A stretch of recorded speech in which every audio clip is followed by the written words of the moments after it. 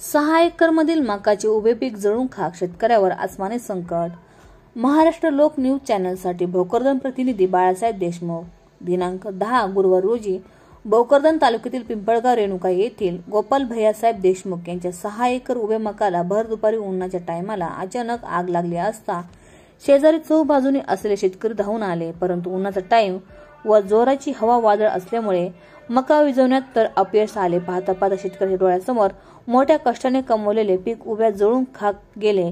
गोपाल देशमुख हा गेल्या 2 वर्षापासून प्रायव्हेट बँकेच्या कर्जाने व व्याजाचे पैसे भरण्यामध्ये त्याची आर्थिक परिस्थिती पार कोलमडलेली आहे।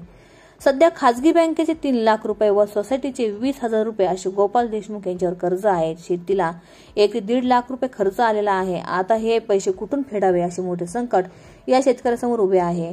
अशा संकटकाळी शासनाने आपल्याला काहीतरी मदत करावी असे गोपाल देशमुख यांनी मीडियाशी बोलताना सांगितले।